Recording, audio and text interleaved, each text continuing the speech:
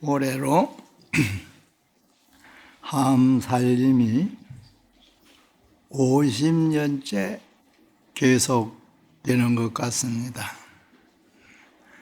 50년이면은 반세기 세월인데 그동안 동기달마다 한 달 기간을 정해서 함살림을 계속해 왔습니다. 불기로 말하면은 올해가 2570년이니까 2520년부터 근래 함살림, 물론 그 전에도 함살림이 있었습니다. 다만 제가 알기로는 지금 해마다 계속 하는 함살림이 1900 서기로 말하면 75년이었으니까 50년을 딱 되었다, 이렇게 이제 생각됩니다. 그동안 이제 함살림을 해마다 개최하면서 주지 스님을 이시해서 종무소 소임자 스님들, 그리고 이제 기도를 맡아 하시는 노전 스님들의 그 수고가 대단했습니다. 살림이라는 것은 여러 사람들이 힘을 합하여 일이 잘 되게 하는 게 살림이에요. 일반적으로 우리가 살림 잘 살아라 이런 말도 일반 가정에서 하기도 합니다. 다만 불교의 살림이라는 말은 경전을 가지고 법회를 여는 일정 기간의 행사를 두고 살림이라 하는데, 함살림, 하응경을 가지고 하면 그렇게 말하고, 또 법화살림, 법화경을 가지고 살림을 하면은 그렇게 또 말합니다. 이 살림의 본래 불교적인 뜻은, 산은 이 산 있잖아요, 영축산. 산을 꺾는다, 무너뜨린다, 이런 뜻을 가지고 있어요. 왜 그런 말이 나왔느냐? 체절인하산이라 해서 사람이 가지고 있는 아상, 인상, 이 상을 없애라는 거예요. 금강경에 사상 없애라는 법문이 설해져 있듯이, 그래서 산은 체절 인하상, 인하의 상을 꺾어 없애는 것이다, 이렇게 이제 글자 해석을 해왔고, 림은 수풀림인데 이건 장량공덕림이라 공덕의 수풀을 무성하게 기른다, 키운다, 이런 뜻입니다. 그래서 살림을 할 때는 스스로 겸손해지고 마음의 덕이 드러나도록 하고, 그리고 많은 공덕이 성취되도록 내가 발언하고 또 그렇게 되기를 기원하는 것이라 말할 수 있습니다. 만약 그렇지 50년 동안 살림을 계속 해왔다는 것은 앞서 말씀드렸습니다마는 보통 일이 아닌 아주 참 큰일이라고 말할 수 있겠습니다. 오늘은 이제 하응경 품을 차례차례 설해 오다가 32품체인 보살주처품에 대해서 오전에는 내용을 좀 소개하고 오후에는 또 불부사의 품을 소개하도록 하겠습니다. 약창계에 보면은 보살주처 불부사 하는 그 구절이 있습니다. 이 품 두 이름을 합쳐서 개성을 만들어 놓은 것입니다. 태방가 불안경보살 주처품 제31호다나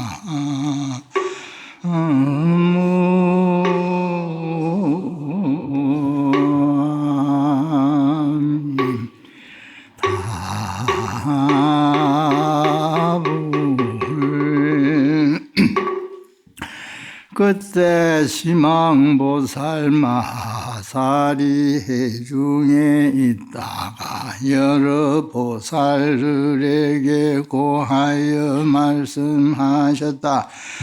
불자야, 동쪽에 처소가 있으니 이름이 선인산이라. 옛적부터 모든 보살들이 그 가운데 살았으며 현재에도 보살이 있으니 이름이 금강성이라.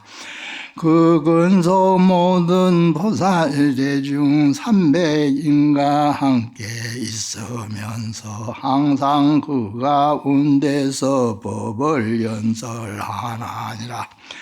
남방에 처소가 있으니 이름이 승봉산이라. 옛적부터 모든 보살들이 중간에 있으면 현재에도 보살이 있으니 이름이 법회라. 그 근속 모든 보살 대중 500인가 함께 계시면서 항상 그 가운데서 법을 연설하나니라. 서방에 처소가 있으니 이름이 금강연산이라. 옛적부터 모든 보살들이 그 가운데 계시었고 현재에도 보살이 있으니 이름이 정진무의 행이라. 그 근속 모든 보살대 중 300인가 함께 계시면서 항상 법을 연설하고 계시나니라나.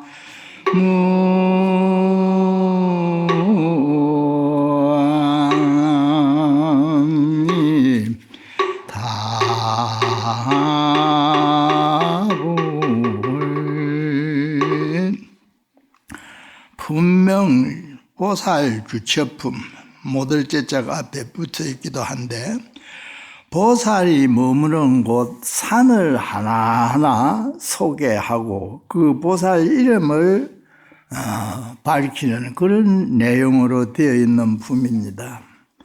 이 품에서는 설주가 시망보살이에요. 한경은 품마다 부처님을 대신해서 법을 설하는 보살들이 이름이 다릅니다.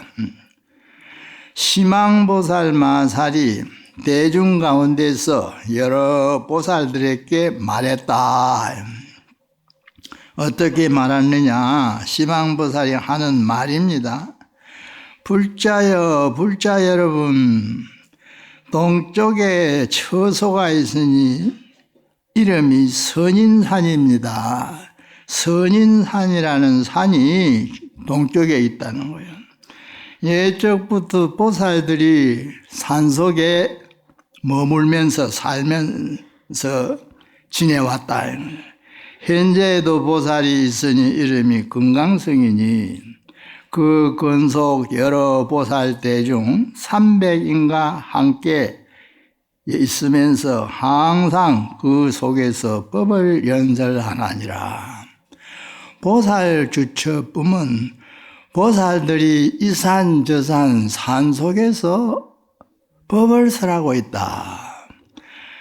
한경은 이 모든 시방 법계에 부처님과 보살이 수없이 많이 있다고 합니다.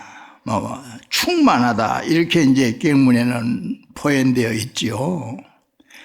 이 세상이 부처님과 보살이 계시는 세상이다. 쉽게 말하자면 이런 뜻이에요. 그래서 이제 화엄경을 설하는 이 세계를 흔히 비로자나 부처님 법신불의 하장세계라 이렇게 말하는데, 이 하장세계가 전부 불보살이 장엄하는 세계다. 경문에 이렇게 밝혀 말하기도 합니다. 여기서는 이제 동서남북으로 시방으로 전개되는 세계 이름을 소개하고 있죠. 그런데 전부 산이요. 산. 우리나라는 대부분 이 큰 사찰을 비롯해서 역사가 오래된 사찰이 산에 있죠. 통도사도의 영축산. 영축산은 인도에 부처님이 계셨던 산 이름이잖아요.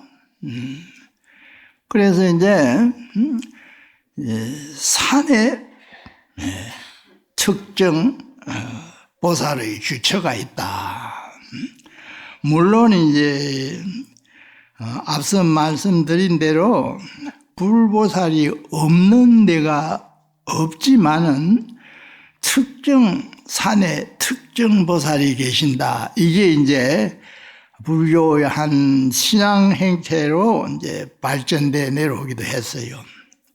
가령 오대산 하면은 오대산을 청량산이라고도 하는데 거기는 문수보살이 계시는 곳이에요. 또 이제 중국에 가면은 이 보타산이라는 산이 있습니다. 영파에서 이제 들어가는 강을 쭉 따라가면은 나타나는 곳인데, 그거는 관세음보살이 계시는 곳이라 이래요. 또 이제 아미산이라는 산이 있어요. 아미산. 아미산은 보현보살이 계시는 곳이라 이럽니다. 또 구화산이라는 산이 있는데 거기에는 지장보살이 계시는 산이라 이래요. 그래서 특정 산을 어느 특정 보살이 머무는 곳이다. 그래서 이제 산이 부처님과 보살이 주하는 곳이므로 산의 이름 속에 항상 부처님, 보살 이름이 따라 나옵니다. 화엄경에서는 특히 이제 그런 내용이 거듭거듭 품마다 설해져 나오죠. 그래서 이제 승봉산이 있고, 또 거기에는 법회보살이 있고, 또 뒤에 가면 이제 건강산, 우리나라도 건강산이 있잖아요. 이 화엄경의 이름을 따서 건강산이라 합니다. 그 이제 법기보살, 오명한 설화도 많이 전해지죠. 법기보살이 있다. 또 서쪽으로 가면은 건강염산이라는 산이 있다 하고, 하여튼 시방 곳곳에 산이 있고 부처님이 계시고 보살이 계시면서 법을 설한다. 매우 대단히 어떤 상징적인 그런 말을 이어가고 있습니다. 그래서 이제 산을 일반적으로 말할 때도 자연이 만들어 놓은 사원이다 이렇게 말하기도 해요. 자연이 만들어 놓은 사원이요. 천년의 사원이다. 그래서 이제 산으로 가서 수도를 하고, 그리고 스님들이 출가를 하는 것도 흔히 입산수도라 이렇게 말해요. 산에 들어가서 돌을 닦는다. 또는 출가를 또 산으로 가는 그 뜻을 내셔가지고 입산 출가다 이러면 산에 들어와서 출가를 했다. 그래서 스님들 대부분 통도사에서 스님이 되는 길을 받은 스님들 전부가 입산 출가한 사람이에요. 그래서 산에 들어간다. 산에서 뭐 공부를 한다, 수행을 한다. 옛날에 어느 산 중에 조그마한 암자가 하나 있었어요. 방이 하나뿐인 암자였는데 방도 비좁았어요. 그래서 그 암자에 철마다 스님이 한 명씩 번갈아 가면서 혼자 이제 정진을 했어요. 근데 여러 스님들이 이제 교대해가지고 정진을 해왔는데 건물이 좀 폐락이 되어가지고 여름에 비가 오니까 지붕이 새는 거예요. 지붕이. 그래서 그때 그 작은 암자에 머물고 있던 스님이 비가 새면 점점 이 지붕 대들보나 썩가래 이런 게 썩어서 다음 스님이 와서 정진하기가 어렵겠다 생각하고 비 그치자 지붕을 이제 조금 수리를 하려고 이제 그렇게 마음을 먹고 지붕에 올라가 가지고 고치는데 올라가 가지고 머리 만지작거리다 보니 이 건물은 이제 지붕 중심을 잡는 대들보라는 보가 있어요. 그 대들보에 주로 이제 이 상량문을 적어 가지고 홈을 파서 넣어둡니다. 그리고 이제 나무로 또 이렇게 잘라가지고 막아두죠. 작업을 하는 중에 그 상량문 넣어서 막아둔 그곳이 물이 젖고 이래가지고 톡 아래로 떨어져. 보니까 이제 안에 넣어두었던 상량문 적은 종이가 나오는 거예요.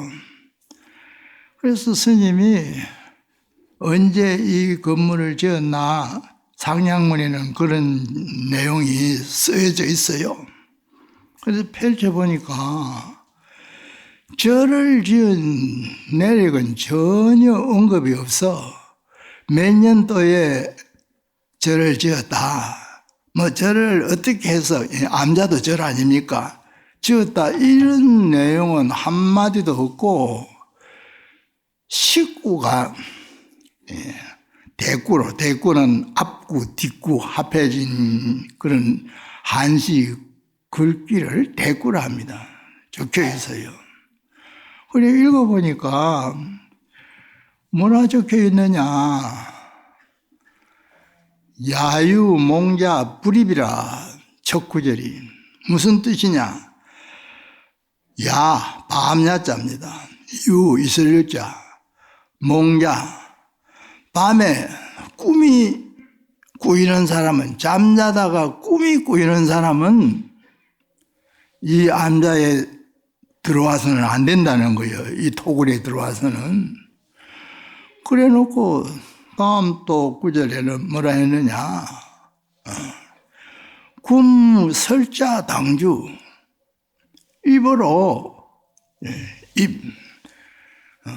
결국 말을 하지 말라는 뜻인데, 입에 해가 없는 사람만 들어와서 살아라. 참 묘한 야유몽자불입이요. 꾸무설자 당주라.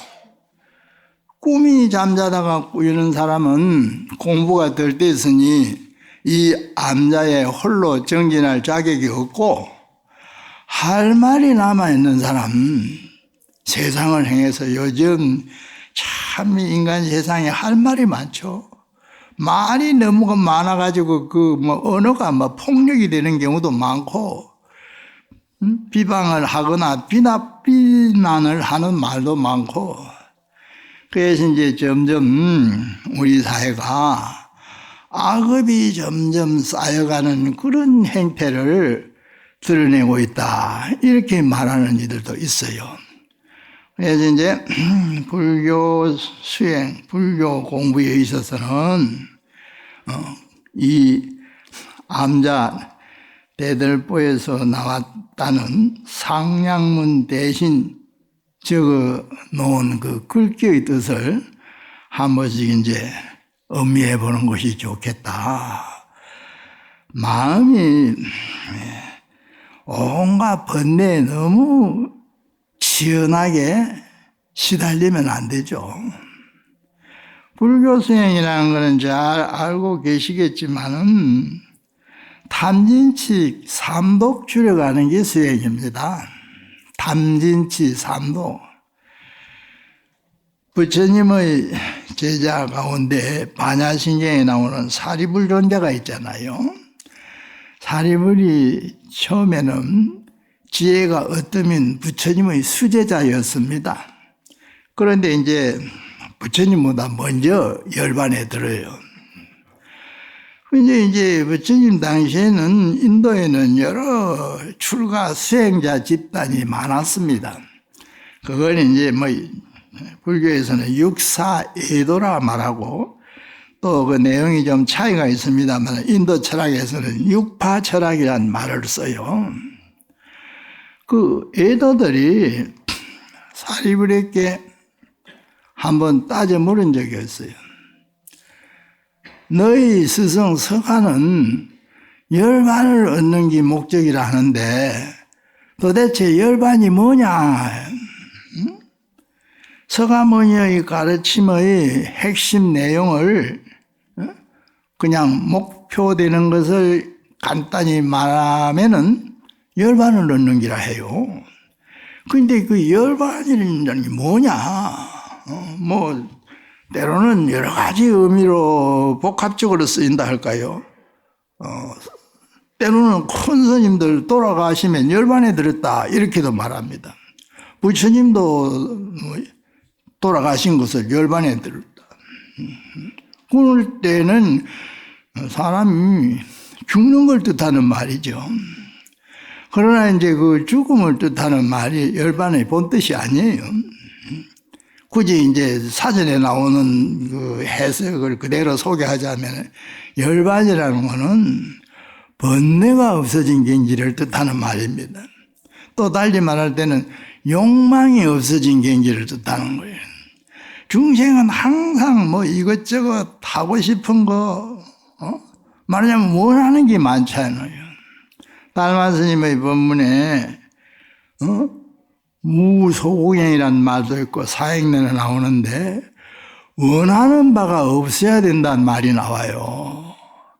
원하는 바가 있는 거는 욕망이 남아있다는 얘기예요. 하고 싶은 게 많이 남아있는 사람은 그만큼 마음이 비어지지 않았다는 얘기입니다. 그래서 이제 사행론에도 무소고행이란 말이 나오고 무원을 향해요. 원이 없는 것. 옛날 어떤 스님의 일화에도 이런 말이 전해져요. 어떤 스님이 절을 맡다 평생 살림만 하고 살았어요. 그러다 보니 절 살림이라는 것은 오늘날도 그렇듯이 경제적인 문제, 돈이 있어야 절에 여러 가지 할 일도 하고 해결이 돼 나가는 거예요. 그래서 이 스님이 돈 때문에 시달리다가 나중에 이제 임종에 임해가지고 죽음에 가까웠을 때 발언을 하기를, 보통 이제 우리가 불교에서는 정토 발언을 한다 하지 않습니까? 정토 발언이라는 것은 극락세계 아미타 부처님이 계시는 세계에 왕생하기를 원하는 걸 말해요. 남아미타불이 바로 아미타불을 의지해 따라가겠습니다, 이런 뜻입니다. 그래서 이제 원생 극락국 이렇게 주로 이제 연불 하듯이 원을 바라고 하는데, 이 스님은 말을 달리 해가지고 원생 극락국이 아니라 원생 무정국이라고 발언을 했대요. 설화가에 전해지는 그 글귀가 나와요. 돈 없는 나라에 가서 태어나고 싶습니다. 돈에 많이 시달린 탓에 그렇게 발언을 했는지도 모르죠. 그래서 이제 그런 에피소드도 전해집니다만은 결국 마음이 다 비어진 게 열반이요. 그래서 사례부리에게 애도가 찾아와서 열반이 뭐냐 이렇게 딱 단도직입적으로 물어요. 그게 아항경 어딘가 나옵니다. 열반이란 탐진치 삼독이 없어진 것이다. 명쾌하게 대답을 해요. 탐진치 삼독이 없어진 것이 열반이다. 그러니까 열반을 얻기로 목표를 삼아서 수행하는 것은 결국 탐진치 삼독을 이겨낸다, 극복한다 이렇게 이제 말할 수 있죠. 그래서 이제 이 참 보살 주처품에 산마다 이제 보살이 있고 보살들이 법을 설하고 있다. 산마다 보살들이 있으며 또 이제 항해 앞서 말씀드렸듯이 항해에는 이 모든 세계가 부처님이 계시고 보살이 계신다. 뒤에 가면 이제 보살의 주처는 끝이 없다 이런 말이 나와요. 보살이 머무르는 곳은 한정이 없다. 이제 불교는 항경대의가 이제 여러 가지로 요약해서 말하기도 합니다만은 하응경뿐만 아니라 불교는 모든 것을 근본적으로는 마음으로 돌립니다. 하응경대의를 이조때 하음대가 무감선사 채눌이라는 스님이 계셨어요. 무감채눌이 하응경대의를 6자로 밝혀놓은 말이 전해져요. 기, 통, 만법, 귀일심, 기자, 돌아갈 기자를 쓰기도 하고 밝힐 맹자를 쓰기도 합니다. 일심에 돌아가서 모든 마음법을 다 통합한 그 마음법을 요달하는 거예요. 그래서 마음법을 통합하여 일심에 돌아간다. 한 마음에 돌아간다. 혹은 한 마음을 밝힌다. 통, 마음법, 맹, 일심 이 6자가 하응경 대의를 밝혀놓은 말입니다. 그래서 모든 것은 마음으로 돌아가는 마음. 자, 이 땅에 우리 사람 사는 집이랄까 뭐 우리 다 주소가 있잖아요. 땅에는 여기저기 장소가 이곳저곳 정해집니다. 그래서 이제 이런 것을 지리적 공간이라고 말할 수도 있고 또는 물리적인 공간이라고 말할 수도 있는데 이게 사실은 더 근원적으로 본질적으로 생각해보면 마음에 있는 거예요. 마음이 없으면 세상이 없어요. 마음이 없으면 산도 없고 바다도 없는 거예요. 한법문에 이런 뜻이 있어요. 일체유심조. 그래서 이제 모든 것은 마음 안에 있다. 부처님도 마음 안에 있는 것이고 보살도 마음 안에 있는 것이다. 이 보살 주처법은 산마다 어느 보살이 있다는 걸 소개하는 내용인데 그 보살들이 지금도 과거에도 보살들이 법을 설해왔고 지금도 어느 보살이 계시면서 법을 설하고 있다 하는 내용입니다. 오전 법문은 11시까지만 해달래요. 그래서 뭐 행사가 있다고 오늘 법문은 이어서 마치겠습니다. 오후에 또 다음 품을 이어서 설하도록 하겠습니다.